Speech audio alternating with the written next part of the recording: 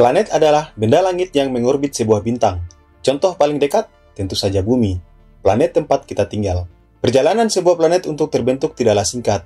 Miliaran tahun lalu, setiap sistem bintang terbentuk dari awan raksasa gas dan debu yang disebut nebula. Saat nebula runtuh karena gravitasi, terbentuklah cakram protoplanet di sekitar bintang muda. Di dalam cakram ini, partikel-partikel saling bertabrakan dan menempel, membentuk gumpalan padat yang disebut planetesimal. Seiring waktu, planetesimal bergabung membentuk protoplanet. Protoplanet inilah yang terus tumbuh, menyerap materi di sekitarnya hingga menjadi planet yang stabil.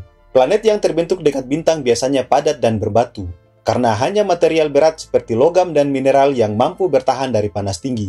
Sementara planet yang terbentuk jauh dari bintang bisa menahan gas dan es, sehingga menjadi raksasa gas atau raksasa es. Itulah sebabnya, planet dalam sebuah sistem bintang bisa sangat beragam bentuk dan sifatnya. Lalu apa sih yang membuat sebuah benda langit bisa disebut planet? Ada beberapa ciri utama planet, yaitu planet harus mengorbit bintang, bentuknya bulat atau hampir bulat karena gravitasi menarik ke segala arah, mempunyai massa yang cukup besar tetapi tidak sebesar bintang sehingga tidak bisa melakukan reaksi fusi nuklir. Dan yang paling penting, orbitnya harus bersih, artinya tidak ada benda besar lain yang berbagi lintasan kecuali satelitnya sendiri.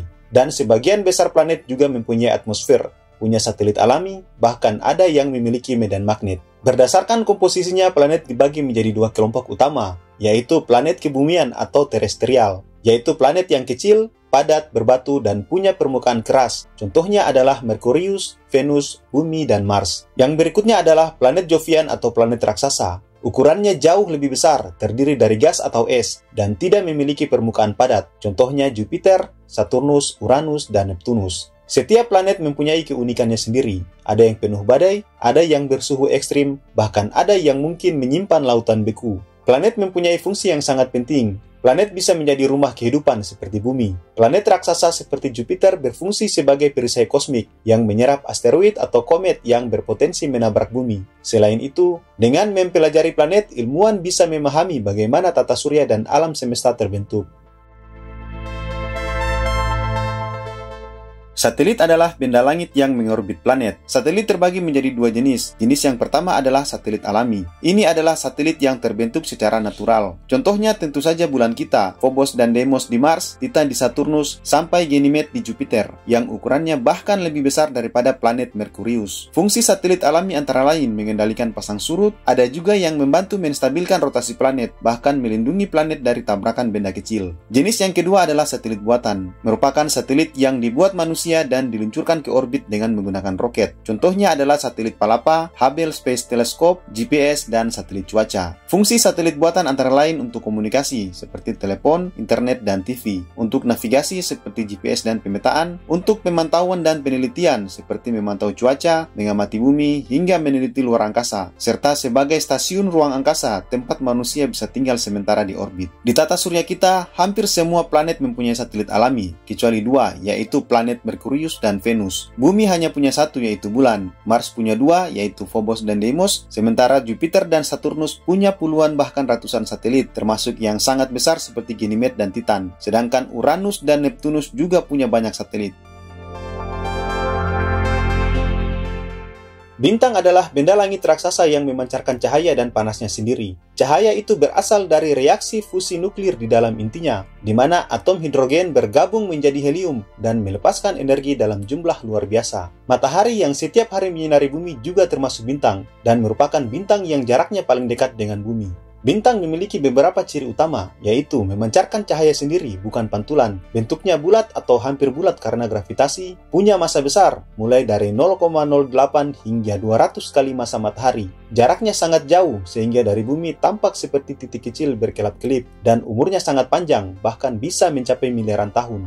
Tidak semua benda langit bisa disebut bintang. Ada syaratnya, yaitu memiliki massa yang cukup besar sehingga bisa melakukan fusi nuklir di intinya. Cahaya yang dihasilkan berasal dari dirinya sendiri, bukan dari pantulan, dan terbentuk dari kumpulan gas hidrogen dan helium yang runtuh oleh gravitasinya sendiri.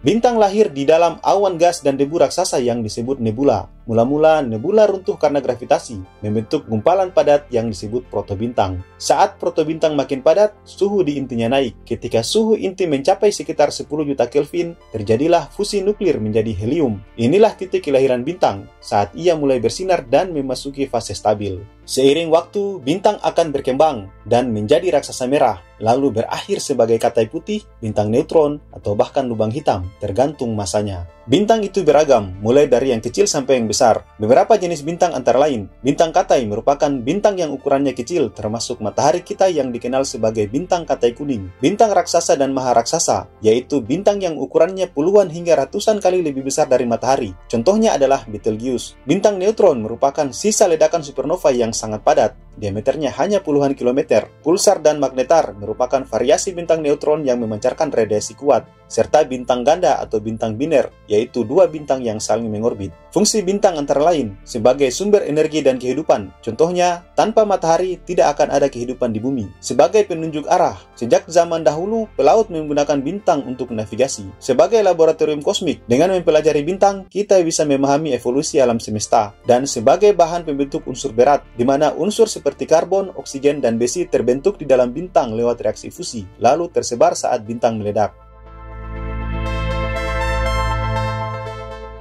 Nebula adalah awan raksasa yang terdiri dari gas, debu, dan plasma yang tersebar di ruang antar bintang. Ukuran nebula sangat besar, bahkan mencapai ratusan tahun cahaya. Nebula bisa terbentuk dari dua hal, yaitu pertama dari sisa ledakan bintang sekarat seperti supernova, atau dari awan gas dan debu antar bintang yang padat dan dingin, yang kemudian bisa menjadi tempat kelahiran bintang baru. Unsur utama nebula adalah hidrogen dan helium, ditambah elemen lain seperti karbon, oksigen, dan nitrogen. Debu kosmik di dalam nebula dapat memblokir, memantulkan, atau memancarkan cahaya, sehingga nebula sering tampak berwarna-warni jika difoto dengan teleskop canggih. Jenis-jenis nebula antara lain, nebula emisi. Ini adalah nebula yang bersinar dengan cahayanya sendiri. Gas di dalamnya terionisasi oleh radiasi dari bintang muda yang panas. Hasilnya, nebula ini tampak berwarna terang, biasanya merah muda atau merah. Contohnya adalah nebula Orion. Nebula refleksi. Nebula ini tidak bersinar sendiri, tapi memantulkan cahaya dari bintang di sekitarnya. Biasanya terlihat berwarna biru, seperti cahaya langit siang di bumi. Nebula gelap. Kalau ini kebalikan dari nebula refleksi. Nebula gelap tidak memantulkan cahaya sama sekali, malah menghalangi cahaya bintang di belakangnya. Contohnya adalah nebula Horsehead yang bentuknya mirip kepala kuda. Nebula planetari. Namanya memang ada kata planet, tapi nebula ini tidak ada hubungannya dengan planet. Nebula planetari terbentuk dari sisa lapisan luar bintang seukuran matahari yang terlepas di akhir hidupnya. Contohnya adalah ring nebula yang berbentuk seperti cincin yang indah. Galaksi adalah sistem raksasa yang berisi miliaran bintang, gas, debu, dan materi gelap. Semuanya terikat oleh gravitasi. Bumi dan matahari kita berada di dalam galaksi yang disebut Bima Sakti atau Milky Way. Ukuran galaksi, jangan kaget, diameternya bisa mencapai 10.000 hingga 300.000 tahun cahaya. Itu artinya kalau kita naik pesawat tercepat pun masih butuh miliaran tahun untuk menyeberanginya. Di dalam galaksi ada banyak komponen penting seperti bintang dalam berbagai tahap kehidupan, nebula sebagai tempat lahirnya bintang baru, sistem planet seperti tata surya kita, lubang hitam supermasif di pusat galaksi, dan materi gelap, misteri kosmik yang jumlahnya jauh lebih banyak dari materi biasa. Galaksi di alam semesta punya bentuk yang beragam. Para astronom mengelompokkan galaksi menjadi 4 jenis utama, yaitu galaksi elips, bentuknya oval atau hampir bulat, dipenuhi oleh bintang tua, dan biasanya tidak banyak bintang baru yang lahir di dalamnya. Galaksi spiral, bentuknya seperti pusaran. Bima Sakti, galaksi tempat kita tinggal termasuk dalam tipe ini. Lengan-lengannya berisi bintang muda, gas, dan debu. Galaksi spiral batang, mirip galaksi spiral, tapi punya struktur batang bintang di tengahnya yang menghubungkan lengan-lengan spiral. Contohnya adalah galaksi Andromeda, tetangga terdekat kita. Galaksi tak beraturan, sesuai namanya, bentuknya acak dan tidak beraturan. Biasanya terbentuk karena tabrakan atau interaksi antar galaksi. Asteroid adalah benda langit kecil berbatu yang mengorbit matahari. Ukurannya lebih kecil dari planet, bentuknya tidak beraturan, dan dianggap sebagai sisa-sisa pembentukan tata surya sekitar 4,6 miliar tahun yang lalu. Bisa dibilang, asteroid adalah fosil kosmik yang memberi petunjuk tentang asal-usul tata surya. Beberapa ciri utama asteroid antara lain, bentuknya tidak beraturan, ada yang bulat, ada juga yang seperti batu besar acak. Ukurannya bervariasi, mulai dari beberapa meter sampai ratusan kilometer. Tidak punya atmosfer, dan tersusun dari batuan, mineral, mineral dan logam, terutama besi dan nikel. Asteroid terbesar yang pernah ditemukan adalah Ceres, yang saking besarnya bahkan digolongkan sebagai planet kerdil. Sebagian besar asteroid berada di sabuk utama asteroid, yaitu wilayah antara orbit Mars dan Jupiter. Tapi tidak semua asteroid ada di sana. Ada juga asteroid Trojan yang berbagi orbit dengan Jupiter, dan ada juga yang disebut asteroid dekat bumi atau Near Earth Object yang orbitnya melintas dekat bumi. Nah, inilah yang kadang membuat para ilmuwan waspada, karena sebagian berpotensi menabrak bumi di masa depan. Berdasarkan bahan penyusunnya, asteroid dibagi menjadi 3 tipe utama, yaitu yang pertama asteroid tipe C atau Carbonaceous, yaitu asteroid yang warnanya gelap kayak karbon dan jumlahnya paling banyak di tata surya. Yang kedua adalah asteroid tipe S atau Silicaceous, lebih terang, banyak mengandung silikat dan batuan mineral. Dan yang ketiga adalah asteroid tipe M atau metalik, didominasi oleh logam, terutama besi dan nikel. Jenis ini sangat menarik karena bisa menjadi sumber tambang luar angkasa di masa depan. Meteoroid adalah benda kecil di luar angkasa yang mengorbit matahari. Ukurannya lebih kecil dari asteroid, tetapi lebih besar dari debu kosmik. Meteoroid biasanya terbentuk dari pecahan asteroid atau sisa komet. Ukurannya bervariasi, mulai dari sebutir pasir hingga sebesar batu besar. Nah, kalau meteoroid masuk ke atmosfer bumi, gesekan dengan udara membuatnya terbakar dan menghasilkan cahaya terang. Itulah yang kita lihat sebagai meteor atau yang populer disebut sebagai bintang jatuh. Kadang dalam satu malam, kita bisa melihat banyak meteor sekaligus. Itu disebut hujan meteor. Biasanya terjadi saat bumi melintas di jalur sisa debu komet. Kalau ada meteoroid yang cukup besar dan tidak habis terbakar di atmosfer, lalu berhasil jatuh sampai ke bumi, benda itu disebut meteorit. Meteorit sangat berharga bagi ilmu pengetahuan karena mengandung mineral langka, logam, bahkan sisa-sisa materi dari awal terbentuknya tata surya. Jadi ringkasnya adalah, meteoroid merupakan benda di luar angkasa. Meteor merupakan cahaya yang tampak saat meteorit terbakar di atmosfer, sedangkan meteorit adalah sisa meteoroid yang jatuh sampai ke bumi. Jadi ketiga istilah ini sebenarnya menggambarkan benda yang sama, tapi dalam kondisi yang berbeda. Fenomena meteor bukan hanya indah dilihat, tapi juga penting. Dengan meneliti meteorit yang jatuh ke bumi, ilmuwan bisa mempelajari bahan penyusun tata surya, bahkan asal-usul kehidupan. Sistem keplanetan adalah kumpulan benda langit yang mengorbit sebuah bintang. Tata surya kita adalah contoh yang paling terkenal. Secara umum, sistem keplanetan terdiri dari bintang pusat, planet, satelit alami, asteroid dan meteoroid, komet, serta debu dan gas antar planet. Bagaimana sistem keplanetan bisa terbentuk? Semua bermula dari awan gas dan debu raksasa. Gravitasi membuat awan ini runtuh, membentuk bintang di tengah, sementara sisa materi berputar membentuk cakram. Dari cakram itulah planet, satelit, dan benda-benda kecil terbentuk. Proses ini juga yang melahirkan tata surya kita sekitar 4,6 miliar tahun yang lalu. Dulu kita mengira hanya ada satu sistem keplanetan, yaitu tata surya kita. Tapi sekarang, astronom sudah menemukan ribuan eksoplanet, yaitu planet di luar tata surya yang mengorbit bintang lain. Ada planet yang mirip bumi, ada juga yang ukurannya ratusan kali lebih besar dari Jupiter. Menariknya, beberapa sistem keplanetan ini punya formasi yang sangat berbeda dengan tata surya kita. Ada planet gas raksasa yang justru mengorbit sangat dekat dengan bintangnya yang disebut hot Jupiter. Kenapa sistem keplanetan penting? Karena di sanalah kemungkinan kehidupan bisa ditemukan. Planet dalam zona layak huni yang jaraknya pas dari bintang mungkin saja punya air dan bahkan kehidupan seperti di bumi. Selain itu, dengan mempelajari sistem keplanetan akan membantu kita memahami bagaimana alam semesta terbentuk dan berkembang. Komet adalah benda langit kecil yang tersusun dari es, debu, dan batuan yang mengorbit matahari. Karena sebagian besar isinya adalah es, komet sering dijuluki sebagai bola salju kotor dari luar angkasa. Struktur komet terdiri dari 3 bagian utama, yaitu inti yang merupakan bagian padat berisi es dan debu. Diameternya bisa beberapa kilometer hingga puluhan kilometer. Bagian berikutnya adalah koma. Saat komet mendekati matahari, es di inti menguap dan membentuk awan gas serta debu yang menyelubungi inti matahari. Inilah yang disebut koma. Dan yang ketiga adalah ekor. Ekor terbentuk akibat angin matahari yang mendorong gas dan debu menjauh, membentuk ekor panjang yang selalu menjauhi matahari. Inilah yang membuat komet terlihat menakjubkan di langit, karena tampak seperti bintang yang memiliki ekor panjang sehingga disebut juga bintang berekor. Sebagian komet datang dari sabuk Kuiper, yaitu wilayah di luar orbit Neptunus. Namun ada juga yang berasal dari awan Oort, daerah yang jauh sekali di tepi tata surya yang berisi triliunan bongkahan es kosmik. Berdasarkan orbitnya, komet dibagi menjadi 2, yaitu komet periode pendek, yaitu komet yang membutuhkan waktu kurang dari 200 tahun untuk sekali mengorbit matahari. Contohnya adalah komet Halley yang muncul setiap 76 tahun. Dan yang kedua adalah komet periode panjang, yaitu komet yang membutuhkan lebih dari 200 tahun untuk sekali mengorbit matahari. Bahkan ada yang ribuan tahun sekali. Mereka biasanya berasal dari awan Oort. Komet mempunyai peranan penting dalam sejarah bumi. Banyak ilmuwan percaya komet yang menabrak bumi di masa lalu membawa air dan molekul organik yang mungkin berkontribusi pada munculnya kehidupan. Jadi meskipun sering dianggap menakutkan, komet sebenarnya bisa jadi pengirim paket kosmik yang berharga. Gugus galaksi adalah struktur raksasa yang terdiri dari ratusan hingga ribuan galaksi. Semuanya terikat oleh gravitasi.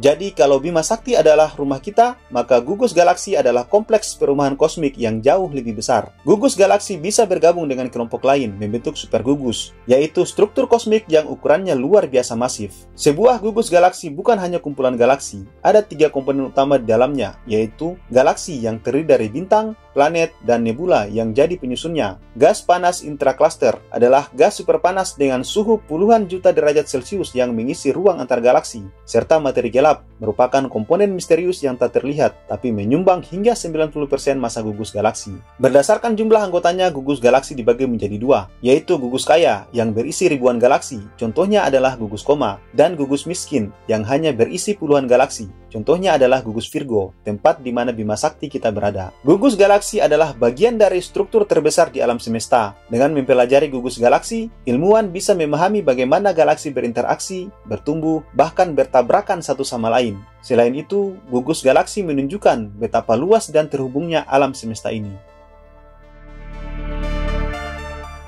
Debu antariksa adalah partikel yang sangat kecil yang tersebar di ruang antar bintang maupun antar planet. Ukurannya mikroskopis, hanya sekitar 0,001 sampai 0,1 mikrometer, jauh lebih kecil daripada debu di bumi. Debu ini bisa berasal dari sisa ledakan supernova, atau materi yang terlepas dari bintang tua, atau bahkan pecahan kecil dari komet dan asteroid. Komposisi debu antariksa terdiri dari silikat atau mineral berbatu, karbon, es dari air, amonia atau metana, bahkan senyawa organik kompleks, dan kadang mengandung logam seperti besi dan nikel. Bisa dibilang, debu antariksa adalah bahan dasar untuk membangun bintang dan planet baru. Debu antariksa memiliki banyak sekali fungsi.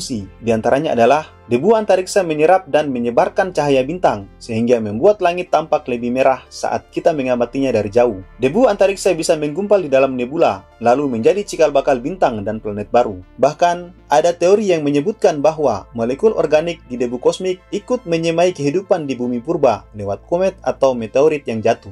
Debu antariksa juga menciptakan pemandangan kosmik yang menakjubkan, misalnya zodiacal light, yaitu cahaya samar di langit malam akibat pantulan sinar matahari oleh debu antar planet, atau awan debu gelap seperti nebula Horsehead yang menutupi cahaya bintang di belakangnya, sehingga terlihat seperti siluet yang menawan.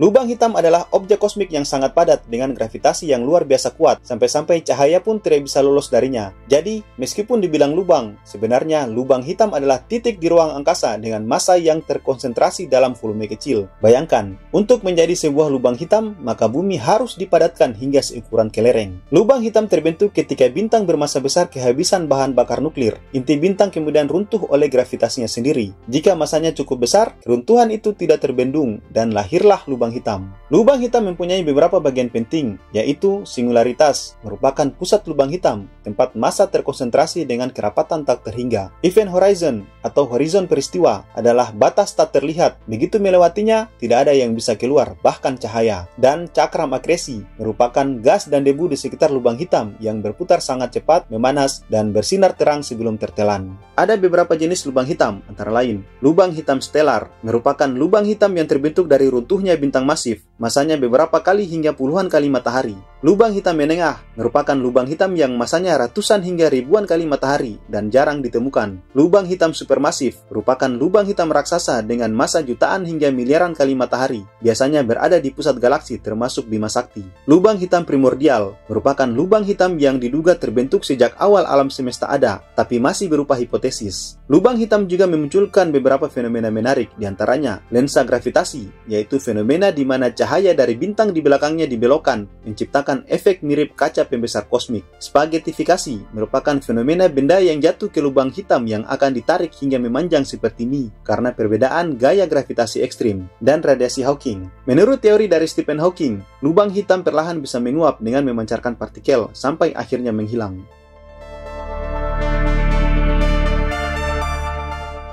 Supernova adalah ledakan besar di akhir kehidupan sebuah bintang. Dalam sekejap, energi yang dilepaskan setara dengan energi yang dihasilkan matahari selama seluruh hidupnya. Ledakan ini bukan hanya tontonan kosmik, tapi juga peristiwa penting dalam siklus kehidupan bintang. Supernova bisa terjadi melalui dua cara, yaitu pertama, supernova tipe 1 terjadi pada sistem bintang ganda, di mana ketika salah satu bintang menarik materi dari pasangannya, masanya bertambah sampai batas tertentu, lalu boom, meledak dan tidak menyisakan inti padat. Kedua yaitu supernova tipe 2, terjadi pada bintang bermasa besar. Saat bahan bakar nuklirnya habis, gravitasi membuat inti bintang runtuh. Lapisan luar terlempar ke angkasa dalam ledakan dahsyat. Sisanya, inti bisa menjadi bintang neutron atau lubang hitam. Ledakan supernova mempunyai tanda-tanda khas, antara lain, cahayanya sangat terang, bisa mengalahkan cahaya seluruh galaksi induknya. Energi yang dilepaskan luar biasa besar, dan setelah meredup, meninggalkan nebula sisa supernova. Contohnya adalah nebula kepiting yang terkenal. Beberapa supernova yang pernah diamati yaitu SN 1054, merupakan ledakan yang tercatat oleh astronom Tiongkok kuno. Sisa ledakannya kini dikenal sebagai nebula kepiting. Dan supernova 1987A, yang terlihat jelas di awan Magellan besar, menjadi